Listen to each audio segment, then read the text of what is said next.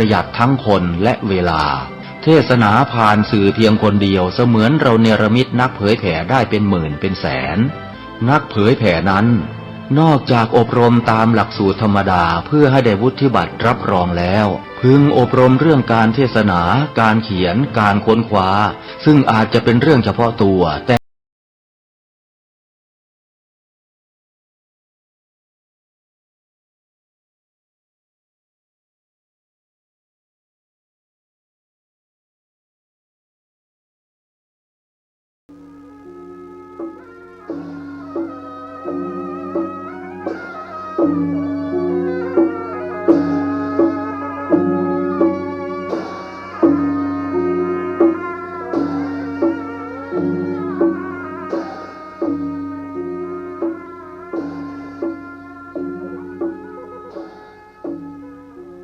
และความผาสุกทางใจ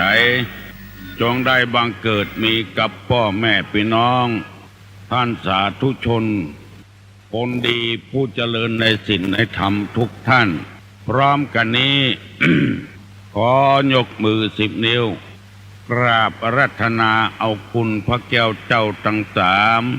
บุญศีลบุญทานที่ได้กระทำปั้มเป่งมาและจักกระทำในเวลานี้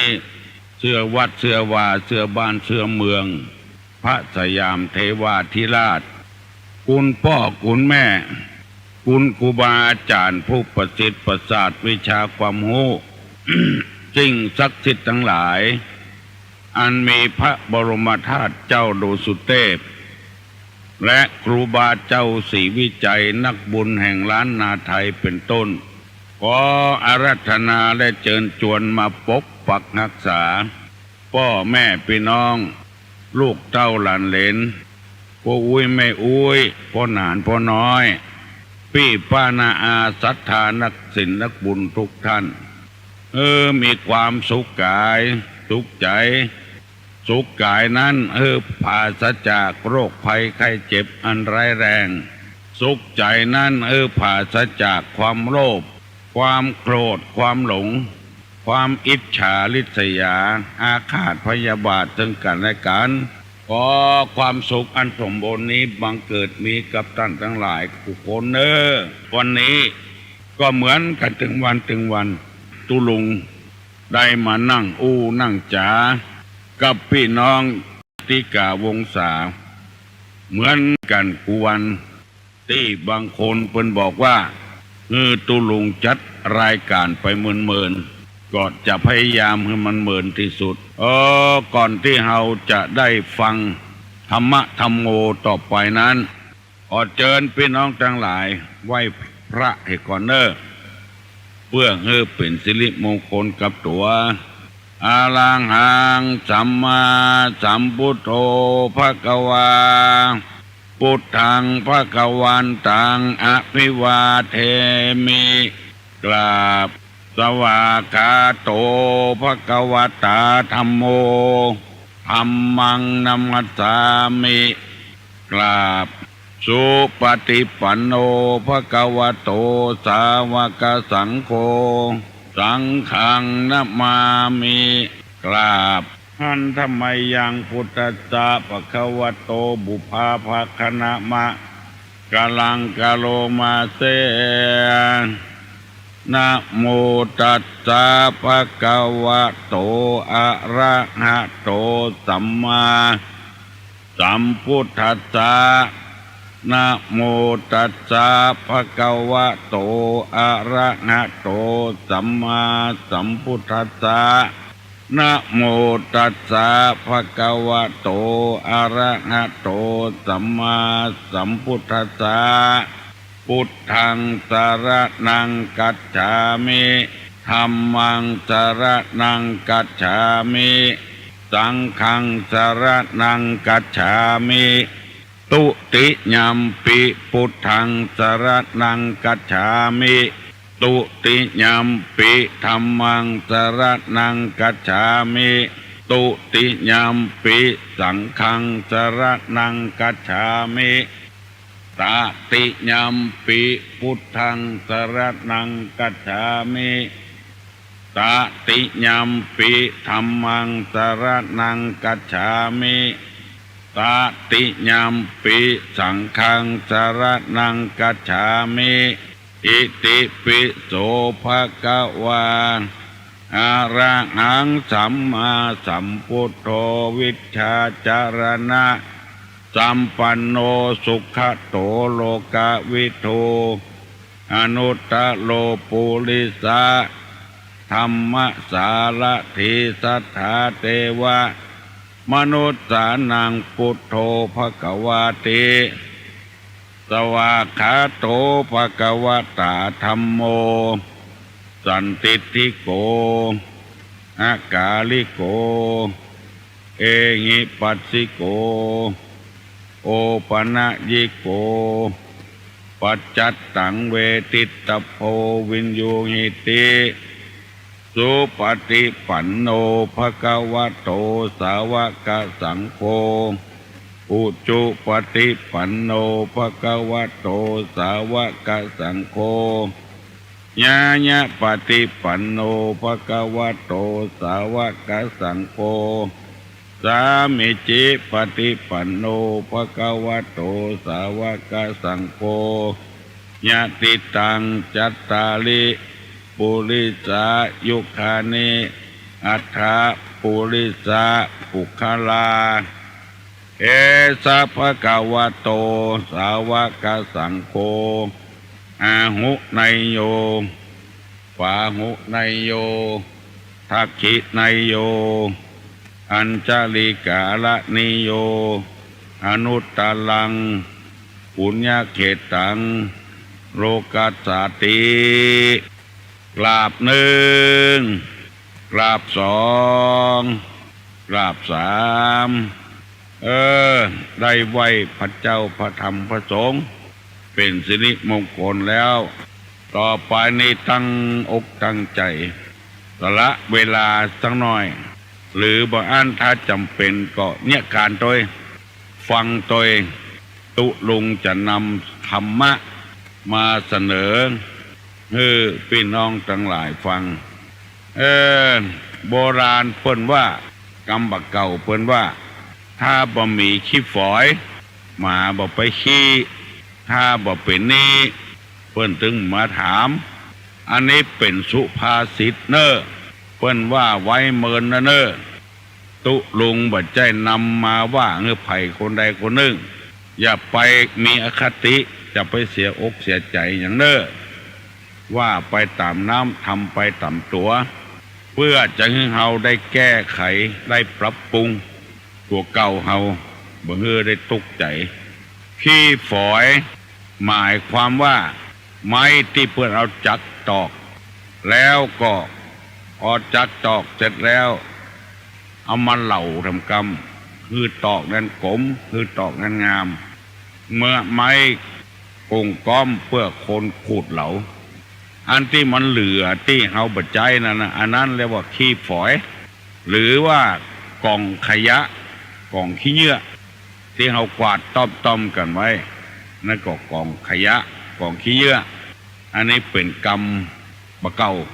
กองขี้ฝอยกองขี้เยื่อถ้าคนไทยว่ากองขยะลองสังเกตพอหมาน้อยหมาใหญ่ชอบไปขี้ที่นั่นเพราะว่ามันเป็นสถานที่สกปรกแล้วมันถือว่าเป็นห้องน้ำของมันเป็นส้วมของมันละมันก็ไปนั่งขี้ที่นั่นแล้วมีแถมกรรมหนึ่งว่าถ้าบ่เป็นนี่เพิ่นถึงมาถามคนเอาถ้าว่ามาให้ตุกก็จะไปเป็นนี่เป็นศีลเพิ่นในศาสนาเคยสอนเหมือนกันเป็นภาษาวัดบาลีว่าอินาทานังทุกขังโลเกแปลว่าการเป็นหนี้นะเป็นทุกข์ในโลกพยายามจะไปหาหนี้จะไปกลัวกลัวหนี้มันบ่มีอิสระประเทศไทยปกครองระบอบประชาธิปไตยคนไทยมีหน้าที่กล้าหาญออกความคิดความเห็นอันใดที่มันบดีออกความคิดความเห็นออกอภิปรายในท่ามกลางฝูงชนมีความกล้าแต่แล้วถ้าไปเป็นหนี้เป็นสินเปิ้นแล้ว หูหมอกใดก็อู้บ่ออกลวกเมื่อใดก็บอกบ่ถูกเพราะมีพนักหลังเหมือนกับว่ามีของในอย่างตีดปอกอยู่ตั้งหลังอยู่สามไปทางใดก็เป็นหนี้เป็นสินเปิ้นเสียงดังฝันใดก็บ่ม่วนละอันนี้เปิ้นแปลงกรรมนี่มาเพื่อจะสอนคนเมื่อลุนปุ่นป่ายที่เกิดมาทีหลังพยายามที่สุดจะไปให้เป็นหนี้เป็นสินไผคำว่าหนี้สินนี่ก็หมายถึงหนี้สินทรัพย์สมบัติเข้าของเงินคำไปกู้ไปยืมของเปิ้นแต่คนเฮานั้นจะให้หมดหนี้หมดสินแต่ดึงมาได้ผู้คนก็เป็นหนี้เปิ้นหมดไฟฟ้าใจก่อนเอาไปทรายมาลุนก็เป็นหนี้เปิ้นละน้ำประปาเอาไปใจก่อนแล้วเอามาทรายมาลุนเปิ้นมาเก็บมาลุนบอกว่าไผสักคน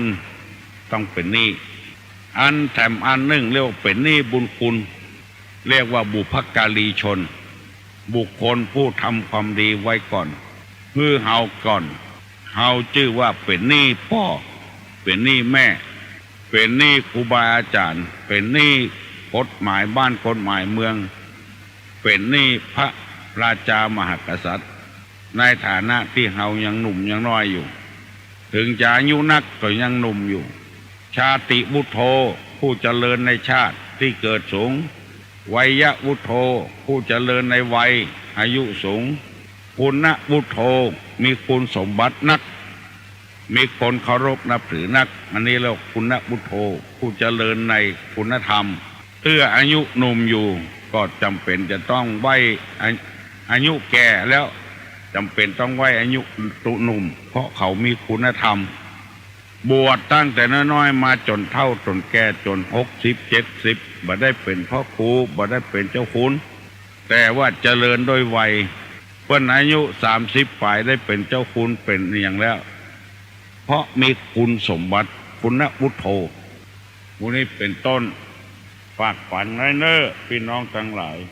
บักใครคือเปิ้นมาใจบ่อยเป็นหนี้เปิ้นก็เอาฮื้อเปิ้นเหียฮื้อเปิ้นซ้ายเปิ้นเหีย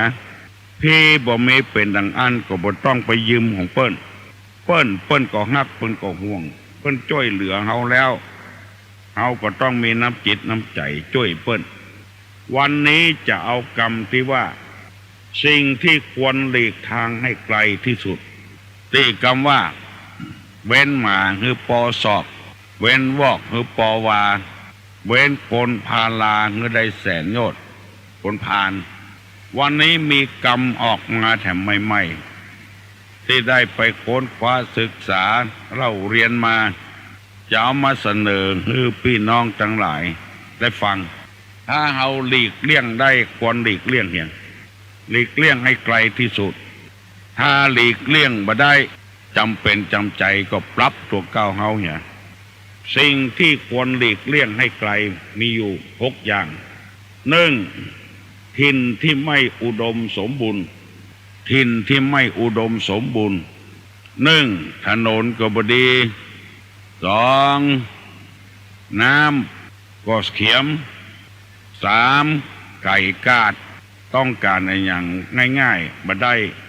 4ไก่นักปราชญ์ไก่บัณฑิตผู้งูผู้ฉลาดจะถามอย่างไผก็บ่ฮู้เท่าใดเท่ากัน5ไก่ไฟฟ้าบ่เข้าอันนี้เปิ้นฮ้องกันว่าสถานที่บ่อุดมสมบูรณ์น้ำก็บ่ดีดินก็บ่ดีอากาศก็บ่ดีไก่โรงเรียนไก่วัดหมู่นี้ชื่อว่าสถานที่บ่สมบูรณ์ถ้าใครอยู่ก็ไปอยู่ที่เพิ่นสมบูรณ์อย่าไปละไฟแล้วไปเป่าหิ่งห้อยไปจากสถานที่เจริญแล้วไปหาที่บ่เจริญอย่างกับปู่พามตุจกอยู่เมืองสาวัตถีเมืองอุดมสมบูรณ์หนีไปอยู่เมืองกลิงกลาดเมืองที่แห้งแล้งกันดารชะตากรรมก็เลยตกทุกข์ได้ยากตลอดชาติใครอยู่ที่ดีๆนั่นอยู่ใกล้วัดใกล้บัณฑิตใกล้นักปราชญ์ใกล้ผู้หูผู้ประฉลาดอยู่ใกล้วัด2อยู่ ที่มีน้ำ3ไฟฟ้าเข้า4ห้องน้ำห้องส้วมมีแล้วก็5สถานที่ใกล้กาดพยายามเสาะหาที่อุดมสมบูรณ์หมู่ขายแรงงานต่างชาติมาบ้านเฮาเพราะว่าบ้านเปิ้นบ่อุดมสมบูรณ์เหมือนบ้านเฮาคับแคบใจบังคับผู้เข็นสารพัดอย่างบ้านเฮานี่อุดมสมบูรณ์มีน้ำประปามีน้ำแม่มีน้ำใจมีไฟฟ้ามีกาดมีใกล้วัดใกล้วาจะทำบุญทำทานที่ไหนเมื่อใดก็ได้ใกล้บัณฑิตกับอกกับใจอย่างปรึกษาหารือเปิ้นจะบอกนึอันนี้เรียกว่าถิ่นที่ไม่สมบูรณ์ควรหลีกให้ไกล2มิตรที่ชั่วคือมีเพื่อนมีฝูงที่บดีปาไปทางที่บดีอันนี้ก็ควรหลีกให้ไกล3ตระกูลที่เสื่อมเสียตระกูลนั้นก็ตระกูลที่เสื่อมเสียก็ฮือหลีกไกลๆจะไปใกล้เพิ่นว่าเสือเนอะมันครบคนเนอะก็ไปไว้อยู่เอาเป็นพระเจ้าหั่นกงจักเป็นดอกบัวกำตดบกำขี้อันนี้ฮ้องกันว่าตระกูลที่เสื่อมเสียไปอยู่โดยก็เลยเป็นตัวเขาไปเหียข้อที่4ญาติที่ชั่วพี่น้องที่บดีประพฤติผิดศีลผิดกฎหมายบ้านกฎหมายเมืองตลอดเวลาข้อที่5ภรรยาชั่วสามีชั่วอันนี้ก็ควรหลีกทางนึกไก่ข้อที่6ทาสชั่วทาสหมายถึงคนใจเอากรรมในบ้านไปอู้ให้เปิดนอกบ้านนอกจองคนใจที่บดีเนี่ยการดีตึกแต่ปากบดีอันนี้คือหลีกไก่ทำในเนี่ย1ก็มีคล้ายๆกันภูมิประเทศที่ไม่สมบูรณ์ความประพฤติไม่ดีภรรยาทุศีลแม่น้ำที่ไม่ดีทรัพย์ที่ได้มาจากการทุจริตโภชนาอาหารไม่ดีอันนี้ก็ควรหลีกทางให้ไกลเพื่อย้ำคือพี่น้องทั้งหลายจะไปอยู่ที่ไหนกินที่ไหนเมาประจายบ้านอยู่ที่ไหนจองอยู่ที่ไหนใครได้มาเป็นผัวเมาไม่ยิงใครได้มาเป็นเมียคือพ่อลุมภูมิลำเนาของบ้านของจองก็ถ้ามีลักษณะเช่นนี้นั้นคือย้างอย่างก่อนอย่าไปใกล้เถอะเสาะหาที่อุดมสมบูรณ์ที่บ่สมบูรณ์มีมิตรชั่วตระกูลเสื่อมเสียญาติชั่วภรรยาสามีชั่วและก็ทาสชั่วอันนี้คือหลีกเลี่ยงภูมิประเทศที่ไม่สมบูรณ์ความประพฤติไม่ดีภรรยาสามีทุศีลแม่น้ำไม่ดี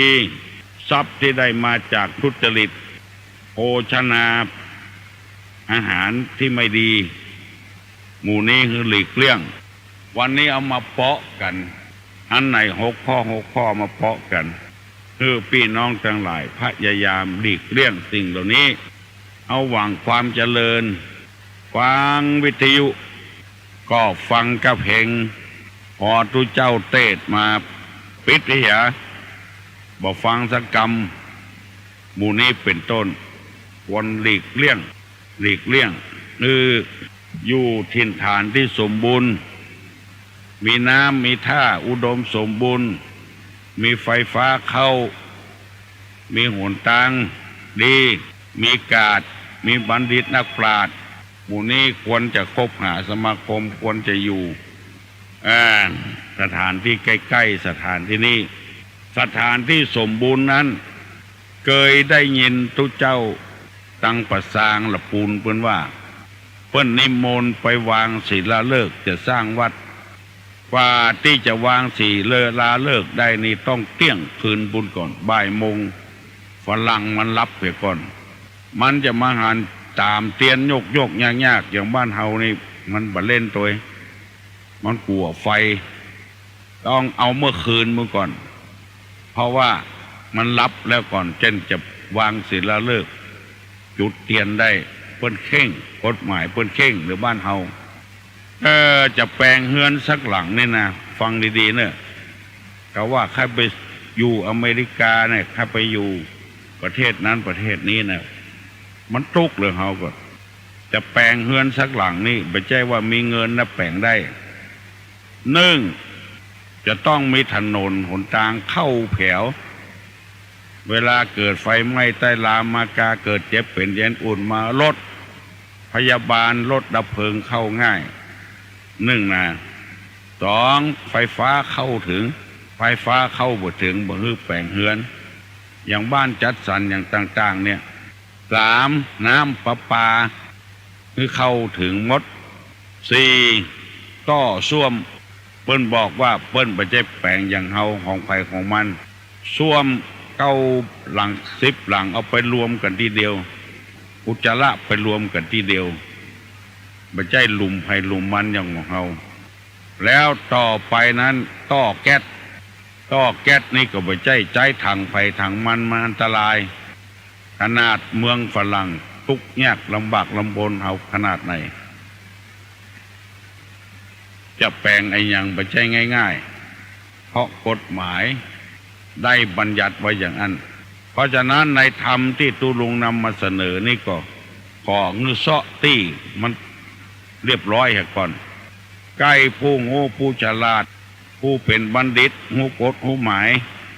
ไปปรึกษาหารือเปิ้นก็จะให้คำแนะนำอันนี้คือที่สมบูรณ์ใกล้น้ำมีถนนไฟฟ้ามันอยู่ไกลแต่ก็ลำบากลำบนสองพบแต่คนดีอันนี้อยู่ได้สามสกุลที่เปิ้นอวดเปิ้นอ้างพ่องนามสกุลดีพ่องอันนี้ควรไปอยู่นามสกุลบดีจะแปลมาเป็นเชื้อตระกูลที่ชั่วเสื่อมเสียญาติพี่น้องที่เข้าวัดเข้าวาหุมกินหุมตานหุมช่วยเหลือพี่น้อง10 ชาวเจ้าบ้านอันนี้ก็ควรอยู่ที่นั่นบ่เข้าวัดเข้าวาบ่เข้าไผออกไผแน่ก็อย่าติเตียนนินตาอิจฉาริษยาเปิ้นอย่าไปใกล้อยู่บ่ได้พยายามหาญาติที่ดีแล้วก็ข้อที่5นี่ผัวก็ดีเมียก็ดีก็ใจก็ดีไม่ยิงก็ดีควรจะอยู่ที่นั่นข้อที่6คนใจที่มันซื่อสัตย์สุจริตบกพร่องในข้องอในกระดูกอันนี้ควรจะสนับสนุนควรอยู่แล้วก็แม่น้ำดีไหลตลอดปีตลอดแล้งบ่ขาดบ่แห้งและก็ทรัพย์สมบัติที่ได้มาโดยสุจริตหากินโดยสุจริตเข้าป่าอาหารที่ดีมีรากมีแร่มีธาตุมีวิตามินหมู่นี้เป็นต้นวันนี้ได้นำมาเสนอเพื่อพี่น้องทั้งหลายฟังเพื่อเขาจะได้ตั้งเนื้อตั้งตัวที่ดีแล้วก็อยู่บ่มีความทุกข์ยากลำบากใจอยู่อย่างมีความสุขในชีวิตบ่ขัดข้องอย่างอยู่บ่ได้อดได้ก็อดเอาเหี้ยจะไปก่อเรื่องก่อราวอย่างขึ้นมาจะไปก่อเรื่องก่อราวขึ้นมาอดได้ก็อดเอาเหี้ยบ่ทะเลาะบ่แว้งกันนะแล้วกันไปเถอะอันนี้ชื่อว่าเฮาบ่ก่อเรื่องก่อราวอันนี้ได้นำมาเสนอให้พี่น้องทั้งหลายได้ฟังว่าเพื่อเขาจะอยู่กันอย่างมีความสุขบ้านหวานใจบางคนนี่ซ้อหากันเรื่องอย่างที่เคยว่าให้ฟังกินข้าวตัวเมียก็คาบได้ก็ติหมดวันนี้เผ็ดวันนี้เค็มห้ามว่าได้ตินี่มันเซาะเรื่องก่อเรื่องขึ้น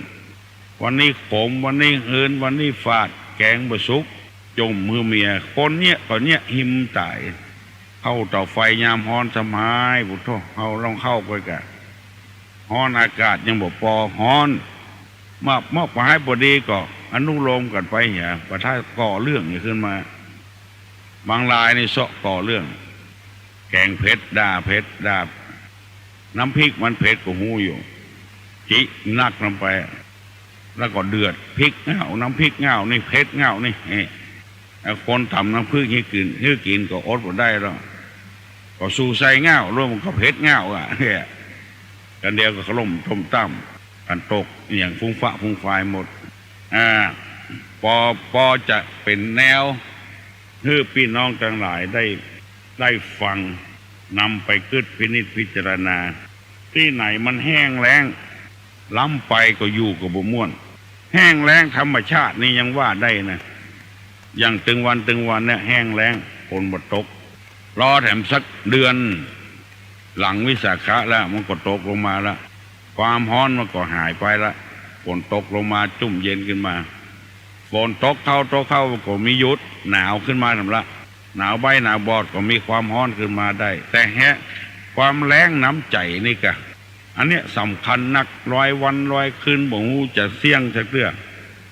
บ่เอาใจเปิ้นมาใส่ใจตัวบ่เก่งอกบ่เก่งใจไผผัวก็บ่เก่งใจเมียก็บ่เก่งใจผัวลูกศิษย์ลูกหาก็บ่เก่งใจครูบาอาจารย์เสาะหาเรื่องใส่อยู่ตลอดวันครูบาอาจารย์ก็บ่เก่งใจลูกศิษย์ลูกหานายจ้างกับลูกจ้างก็บ่เก่งใจกันใครเนี่ยจะได้ก็เนี่ยเมื่อนายอยู่หันเนี่ยการพอนายออกไปคำเดียวก็ย่างละหมู่เนี่ยมันไว้ใจบ่ได้จะเป็นแรงน้ำจิตน้ำใจเพิ่นตัดรายได้ของเฮาก็โกรธเฮาตัดงานของเพิ่นก็โกรธอย่างเดียวกันคนเฮานี่บอกว่าไพ่บอกว่าคนจะได้หัวใจห้อยทีเดียวกันเอาละเนอะพี่น้องทั้งหลายตัวลุงได้อู้มากึ่งชั่วโมงละภัยคัดข้องมองใจอย่างที่ไหนใครอู้กับตัวลุงอันที่ตอบคำถามนะตอบมาได้ละเพราะว่ามันยาวลงไปที่ว่าสถานที่บุคคลอยู่ถ้าไผ่ตอบได้ก็แกงนะแกถ้าตอบมาได้ก็บ่เป็นอย่างมันดึง6 ข้อก่อนหันอกหันใจเอาว่าคือฟังแล้วก็จะได้นำไปปฏิบัติบ่ได้บัดใจว่าคือไผคนนั้นคนนี้เนอะว่าคือตึงหมู่เอาใส่ใจจิตใจของไผของมัน121 058โทรศัพท์มาอู้กับตุลุงได้สบายใจต่างคนต่างอู้กันเพื่อจะได้พิสูจน์ว่าอู้ไปถึงมาเจ้าเนี่ยให้ฟังพ่องบ่ฟังพ่องแล้วมีสาระมีประโยชน์เพื่อโอกาสครึ่งชั่วโมงจะได้ปรึกษาหารือกัน121 058เนอะตะกี้โทรมาหลุดไปเห็นละเมื่อฮัลโหลดีครับสวัสดีลุงครับครับให้ถามปัญหานี่นะครับถามกับลุงแหละถามว่าการใส่เตียนขันศีลนี่เป็นไปกี่เล่มฮะโอ้เปิ้นบ่มีกำหนดเอาเว้ยใส่เตียนขันศีลนี่นะครับใส่กี่เล่มใส่เนาะถ้ามี5 เล่มก็ขอศีล5ก็ใส่5 เล่มครับถ้าบ่มีถึง5ก็ใส่เล่มเดียวก็ได้เนอะครับเปิ้นบ่มีกำหนดเอาเว้ยก็ได้เข้าแก่ว่าอันตะกี้นี่ก็ที่มันมีกำหนดลูกพ่อเปิ้นบ่ได้กำหนดไว้เว้ยครับบ่เหมือนอย่างอื่นครับถามตะกี้ครับยินดีเนอะครับยินดีเนอะใส่กี่เล่มก็ได้ขันขอศีลนี่ฮัลโหลประกาศเจ้าฮะสาระดีกาฟังแล้วชื่นใจฟังแล้วชื่นใจเจ้าสาระดีนักๆเลยไปถึงวันนี้ม่วนอกม่วนใจม่วนอกม่วนใจแหละสบายใจที่บอกทุกคนทั้งหลายแล้วบอกว่า6 โมงเนอะบอกกับตุลุงคนฟังไปตึงม่วนเพราะคนเฮาบดีจะเป็นคนดีไปได้ก็เพราะตุลุงนั่นเนอะเพราะอันนี้แต่ก่อนนี้ทุ่งสามจะเป็นบ้าเป็นว่าเดี๋ยวนี้โอ้ได้ฟังตุงวันไผ่พะว่าอย่างซักอย่างว่าอย่างมาสนใจอย่างพวกนี้มันอยู่ที่เฮาหมดเริ่มต้นที่เฮายุติที่เฮาแต่ก่อนนี้ก็ถึงแค่อย่างเพิ่นว่าพี่หูหน่อยถึงแค่เอาห้องเดี๋ยวนี้ไม่ค่อยสนใจแล้วดีแล้วเนอะเขาว่าอย่างบดีก็เข้าหัวแล้วน่ะกะ เนาะเขาบ่สนใจเขาบ่ต้องห้ามเนาะมาห้ามบนกับเปลือกของมันโยนให้เขานะเขาจะห้ามมันก็ตกแต่เขาเหมือนกันนะเนาะแม่นเนาะสร้างร้อนใส่ฝานะเนาะร้อนใส่เขาเนี่ยเอาปัญหาเนาะเจ้าจบดีเนอะเขาตอบไปแล้วเขียวบอลลอนก็เขียวขำชื่อคำเขียวเอาแถมเนอถ้าไผ่บัดถามตุลุงจะถามเนอสีอะไรที่มดชอบกินสีอะไรอย่างไผ่ตอบได้ต้องตอบมาหรอสีอะไรที่มดชอบกินฮัลโหลสวัสดีเจ้า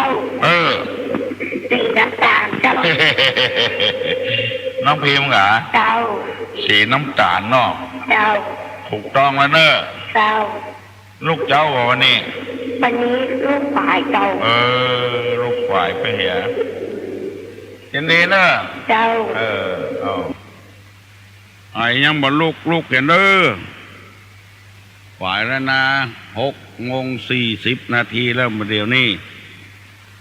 วันนี้วันจันทร์เนอะไปเวียกการ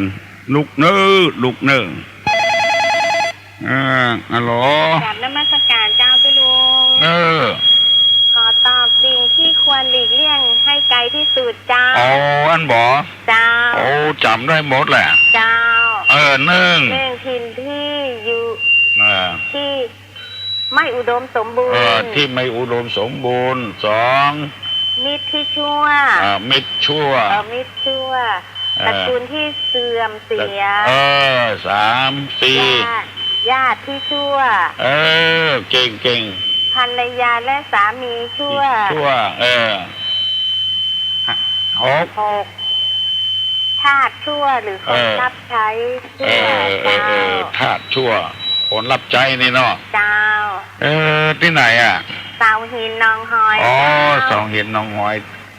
เจ้าเก่าเนาะเจ้าบ่ใจคนที่เปิ้นไปนั่นบ่ใจเจ้าบ่ใจแถมติ้งเนาะแถมติ้งนี่เจ้าก็ว่าเสียงผิดไปเจ้า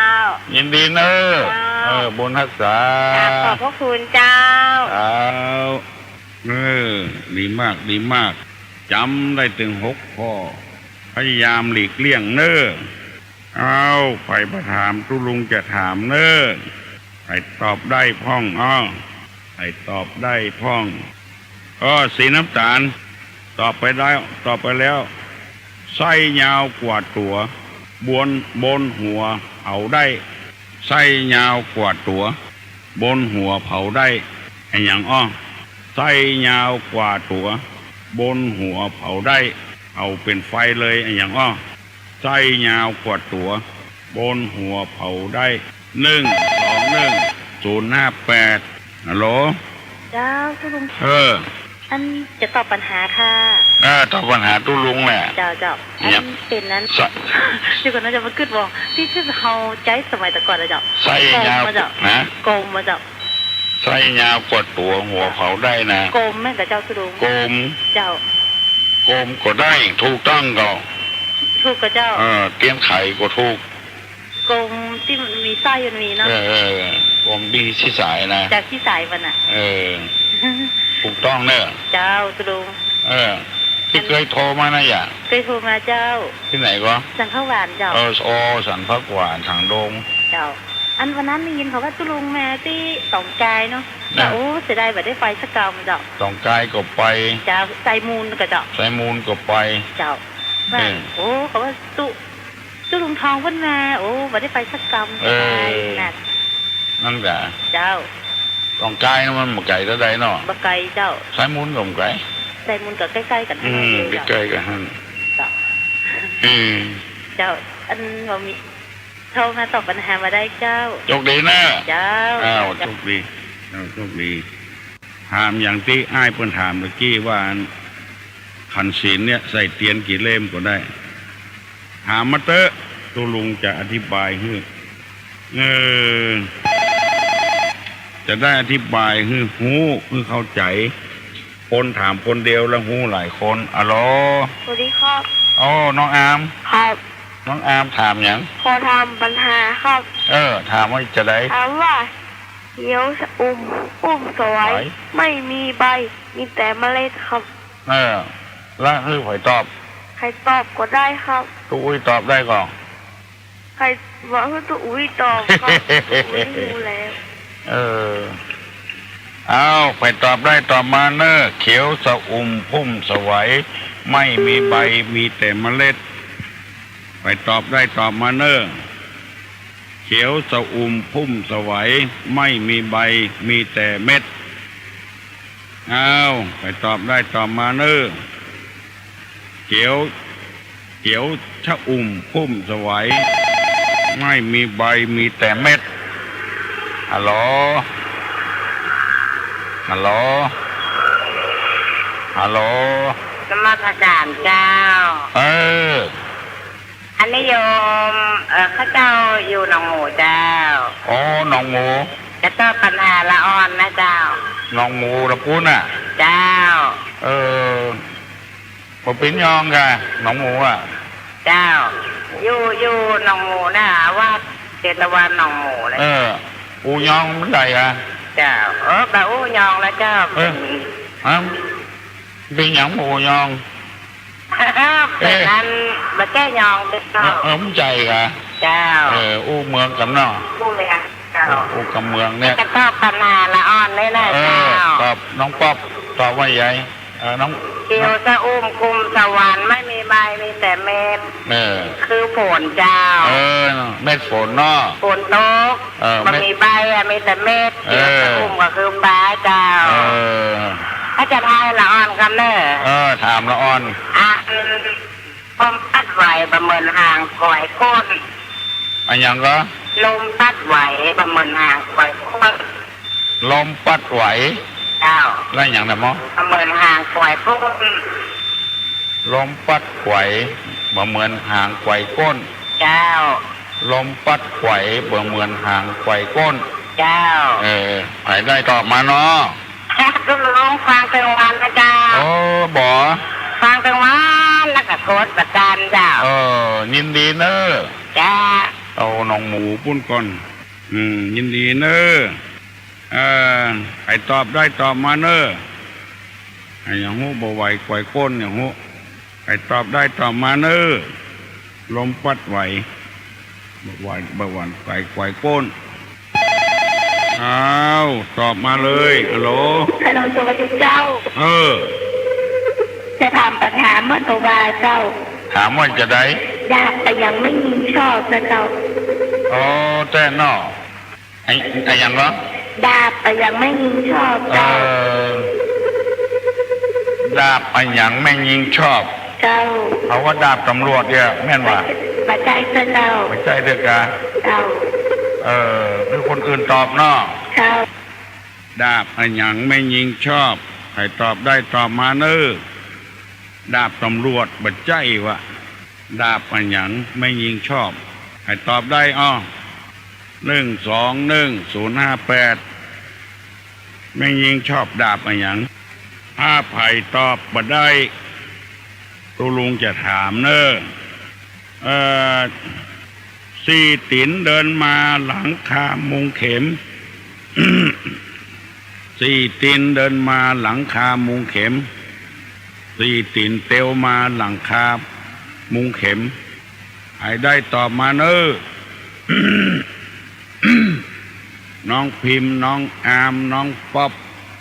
น้องบิวนักปิ้งเลยสี่ตินเดินมาหลังคามุงเข็มฮัลโหลนมัสการเจ้าเม่นเจ้าเลยเม่นนะเนาะเจ้าเม่นยินดีเนอะเจ้านมัสการเจ้าสี่ตินเดินมาหลังคามุงเข็มคือเม่น แล้วไปจะอู้กับตูลุงแถมอู้มาเนอะเหมือนวันไหนก็อู้กันเตื้องก็ม่วนอยู่เนอะสบายใจฮัลโหล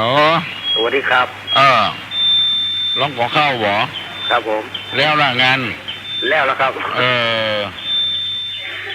อันยังเกี่ยนอย่างนะสี่ตีนเดินมาราคาหมูเข็มนะเม่นนี่กะเม่นจะตอบไปแล้วอ่ะตอบไปเหเล่าตันเปิดน่ะเนาะครับผมตันอ่ะเป็นตอบสักคำครับ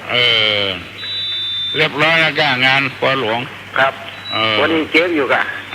เก็บโคอยู่เก็บโคอยู่โอ้ขี้นี่ไรเนาะครับผมละอันคนตานเก่าเนาะครับผมเพิ่นบูชาไปห้องว่ะมีของครับเข้าได้ครอบได้โคนักกันเนาะเป็นตัวพระเจ้าจะไหวข้าตัวลุงอยู่จับไหวพระเจ้าอ่ะครับดีเนอะครับผมไหวถึงวันก็ทำหน่อยก็ไหวคนเดียวได้เลยครับผมโชคดีนะไอ้เนอะครับผมบุญรักษาครับบุญรักษาตีตินเดินมาหลังคามเข็มคือเม่นฮัลโหล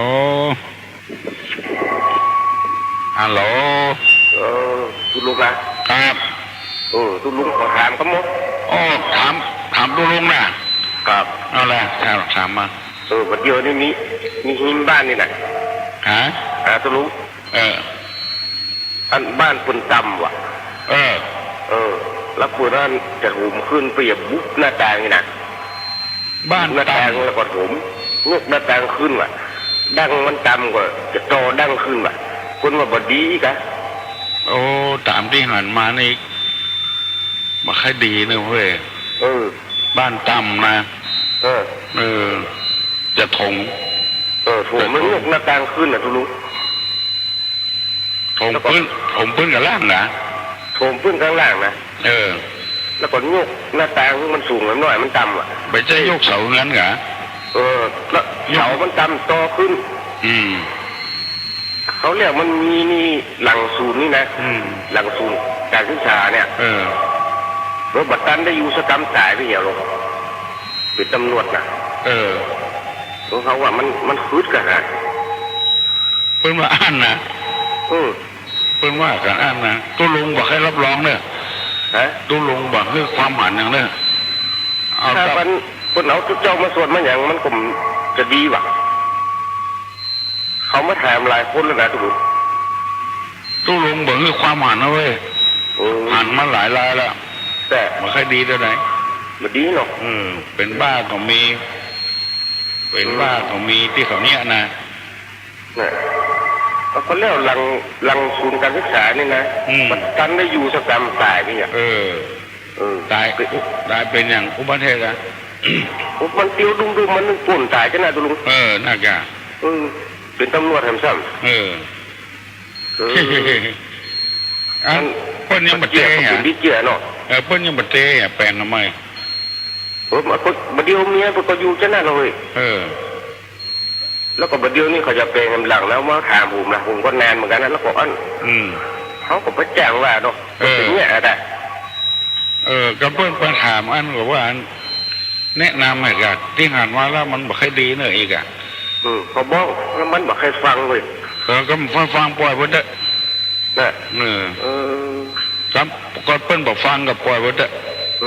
ถ้าเพิ่นฟังเพิ่นก็อย่าฟังน่ะตู้ลุงบอกให้มีหลายรายแล้วนะบอกมาออกความคิดอย่างเช่นอย่างมันเขาจะไปว่าให้เพิ่นก็เสียเงินนักเนาะบอกว่าก็บดีแต่ของนี้มันบาหันกับตานะเอาจะมันเต่งมันเรียกสกรรมมันไม่ได้อยู่ตุลุงน่าแก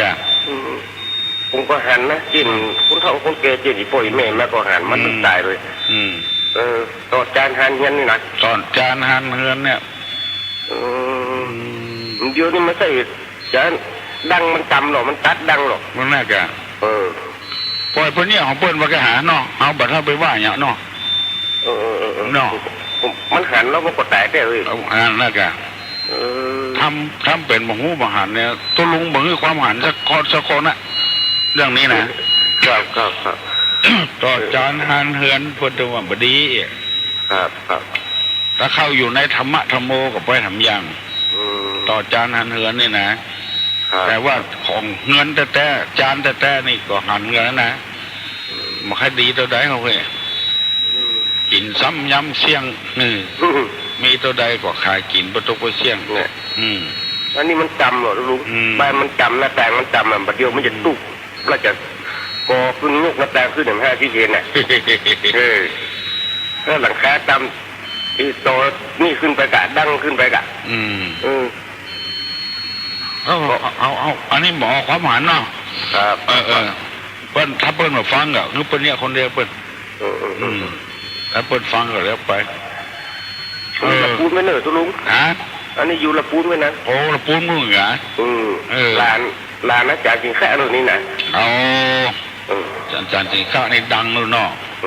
น้ำละปูนเดียวกันนะวันน่าใสนะกะครับวันน่าใสเนาะครับยินดีนะครับบัดถ้าออกความคิดความผันเนี่ยคนมาถามหลายเดือนแล้วเขาบอกเขาเปิดแล้วคุณผมให้ฟังเขาบอกคือเปิ้ลแล้วลูกเปิ้ลบอกฟังกับเรื่องของเปิ้ลแล้วจังปึ๊ดตักกระตื้นพร้อมกันลูกว่าวันนั้นได้ยินตุลุงว่าตามมิโนเรียกว่า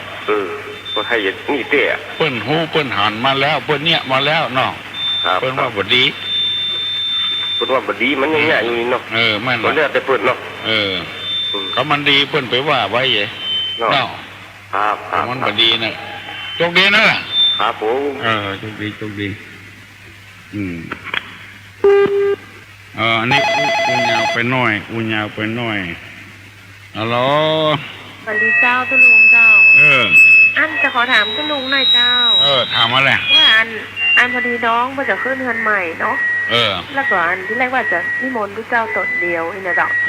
อันแล้วทุกเจ้าคนนั่นได้ยินว่าโอ้คนตัวนี้จะไปตัวนี้จะไปตัวแล้วมันเป็นสามเจ้าว่าสามนี่มันมาใจกล้ามาเปิงกะอันส่วนมากนี่เปิ้นเอากี้นะมาเอากู้นะเจ้าว่าอัน5ดีกว่าถ้างานมงคลนี่เอา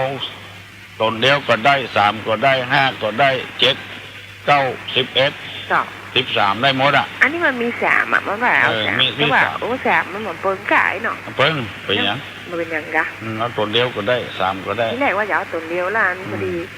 ตัวที่คนเคยกันว่าอันจะไปโตยเพื่อว่าคนที่จะไปโตยอย่างเอาถึง3นะได้แต่ว่าถ้า3ก็ยังมาเอา5ไปเลยเป็นสิริมงคล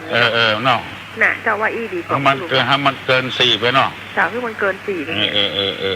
ป็นสิริมงคลพอดีเป็นบ้านอันแต่งบ้านพักชั่วคราวแบบได้ไปเชื่อมันแต่งในสวนนะเราซื้อสวนใหม่นะเนี่ยมันใช่ว่าบ้านที่อยู่นะบ้านที่อยู่ในเวียงนะจ๊ะเป็นยังอันเราเอา5เดียวดีกว่าเนาะเอา5ได้เนาะใช่ว่ามันเป็น3เจ้าอย่างพวกนี้มันได้สบายใจได้เจ้าน่าสบายใจเนาะจริงๆ3มันก็เป็นยังกันเป็นยังก็3มันก็ดี3มันป้องกระแดงอย่างมากก้อนเศร้าหน่อยถ้า2 4 6 8นี่เปิ้นถือนั่นมันถือเนาะเป็นอวะมงคลถ้า3ถ้าเอา3ก็เอา5ไปเลย3 5 7 9นี่เป็นงานมงคลเนาะงานมงคลที่ไหนพวกมันถือเอา5เนาะถ้ากู้นี่เป็นอวะมงคลเจ้า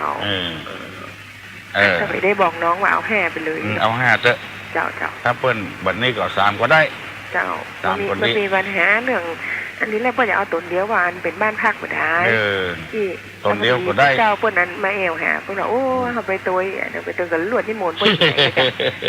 เปิ้นว่าจะแอวสวดตัวอีกะเปิ้นว่าอย่างอันน้องเจ้าก็เลยลวดนิมนต์ว่าไปตัวเลยโอ้มันมี3ตนว่าก็เลยเลยบอกน้องว่าเอาให้ป้ามันเป็นสิริมงคลดีในถึงยังได้ก็เป็นตีเป็นส่วนเฮาอยู่แล้วเนาะดีเนาะเจ้ามันเกิน4ไปแล้วดีแล้วเจ้าเกิน4นะเจ้าก็ว่ามันเป็น5สิริมงคลเลยถ้าถามทุลุงถ้า3ตัวนั้นมันจะดีบ่ดี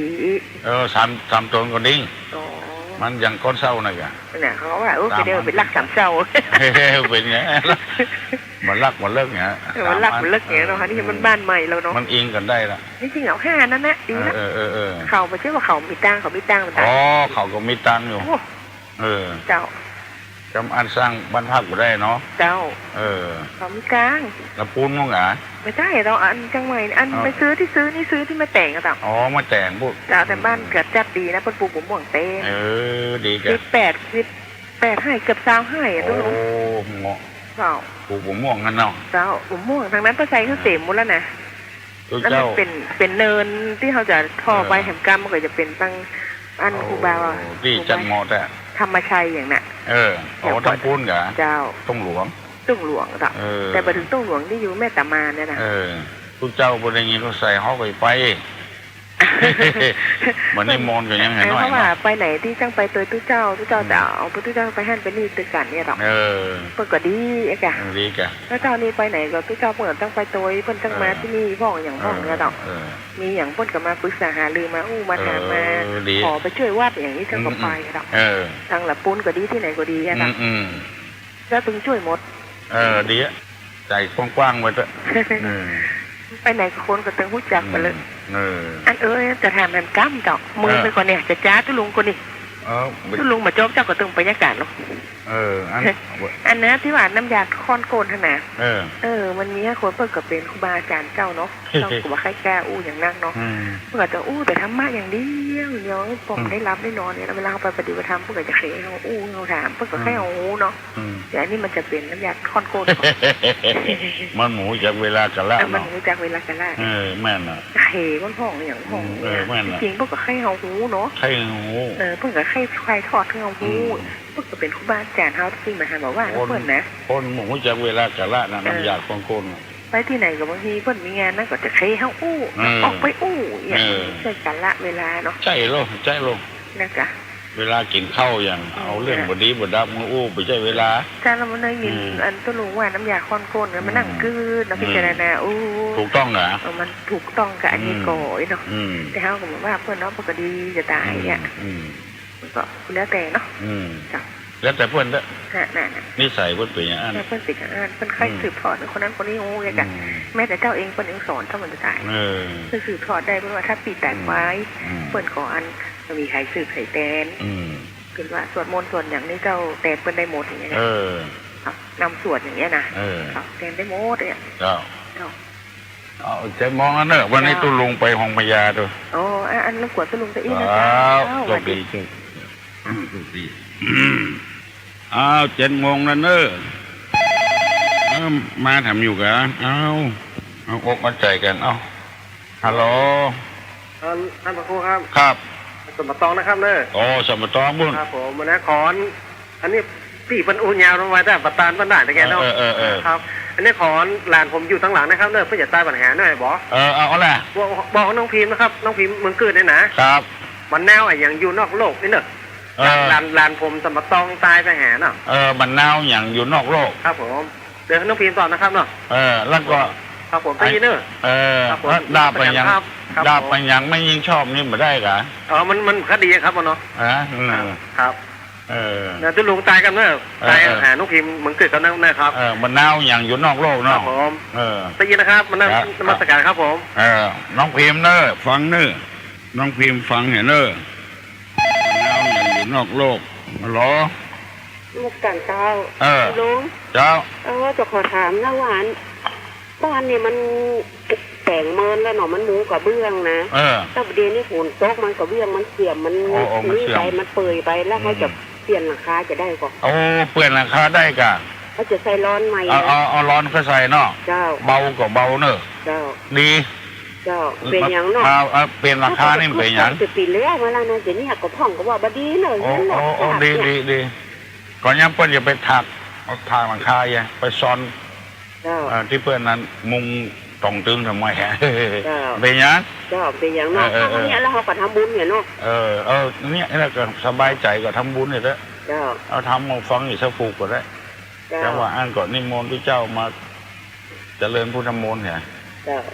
เป็นยังหลังข้ามเป็นยังแล้วที่ตอนลื้อนี่เขาบอกต้องเอาตุเอาอย่างมาหน้าเนาะว้าวลื้อคนเดียวได้เนาะลื้อคนเดียวได้เจ้าของบดีเนี่ยมันดีลูกเจ้าภาษาเจ้าเนาะโชคดีเอาละเนอะ7 โมงแล้วเนอะพอออกไม่ออกกูลุงจะย่างแค่ก่อนเนอะของอยู่ดีมันขวัญยืนที่มาก็ขึ้นมีโชคมีลาภเนอะสัพปีติโยวัจจันตุสัพพะโลโกวินาศตุมาเตภวะตวนตาลาโยสุขีทิคาโยโกภวะอภิวาตานาสีริจันิจังวุธาปจายิโนจัตตาโลธรรมาวัฏันติอายุวันโนสุขังพลัง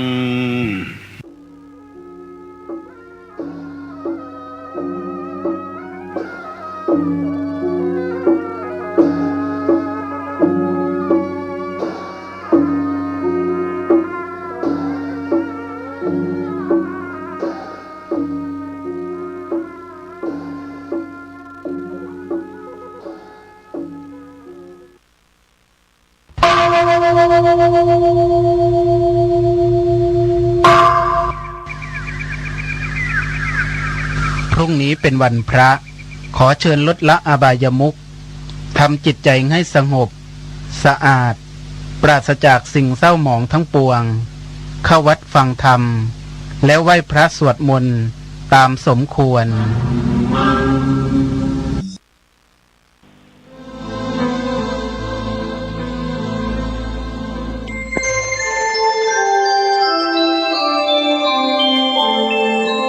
ขณะนี้ท่านกำลังฟังสถานีวิทยุกระจายเสียง FM 104.5 เมกะเฮิรตซ์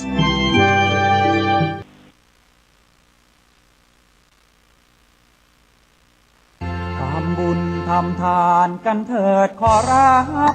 ทำบุญตำรวจไม่จับทำให้จิตใจผ่องใส1 ปีมี 1 ครั้งงานวันกตัญญูรำลึกถึงบรรพชนผู้สร้างวัดโลกโมลีประจำปี 2568 ขอเชิญร่วมบุญเป็นเจ้าภาพแจกข้าวสารจำนวน 100 ตันและร่วมเป็นเจ้าภาพโรงทานในวันที่ 9 ถึงวันที่ 10 เมษายนท่านผู้ใดมีจิตศรัทธาที่จะเป็นเจ้าภาพแจกข้าวสารร่วมบุญได้ที่บัญชีธนาคาร UOB เลขบัญชี906-173-5093 ชื่อบัญชีพระครูไพบูลย์เจติยานุรักษ์หรือสอบถามรายละเอียดได้ที่เบอร์โทรศัพท์ 063-632-6663 ขออนุโมทนาบุญกับผู้มีจิตศรัทธาทุกท่านนะเจ้าสร้างเหตุจิตใจ